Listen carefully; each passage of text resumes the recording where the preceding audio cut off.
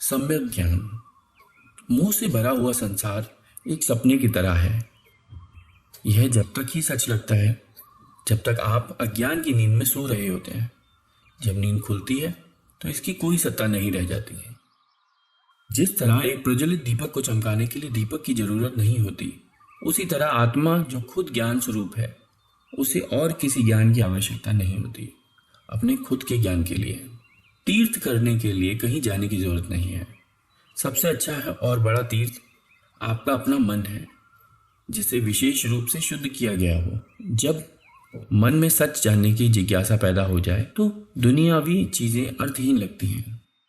हर व्यक्ति को यह समझना चाहिए कि आत्मा एक राजा के समान होता है, जो शरीर, इंद्रियां, मन, बुद्धि से बिल्कुल अलग होता है। आत्मा इन सबका साक्षी स्वरूप है। अज्ञान के कारण आत्मा सीमित लगता है, लेकिन जब अज्ञान का अंधेरा मिट जाता है तब आत्मा के वास्तविक स्वरूप का ज्ञान हो जाता है। जैसे बादलों के हट जाने पर सूर्य दिखाई देने लगता है। धर्म की किताबें पढ़ने का उस वक्त तक कोई मतलब नहीं जब तक आप सच का पता ना लगा पाए। उसी तरह से अगर आप सच जानते हैं तो धर्म ग्रंथ पढ़ने की जरूरत नहीं। सत्य की राह पर चलें। आनंद तभी मिलता है जब आनंद की तलाश नहीं कर रहे होते हैं।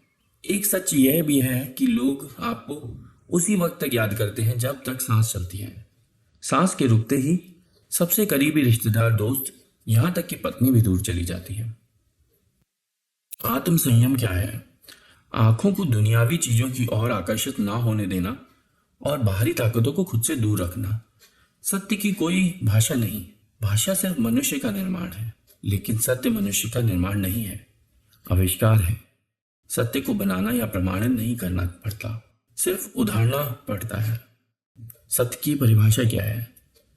सत्य की इतनी ही परिभाषा है कि जो सदा था, जो सदा है और जो सदा रहेगा।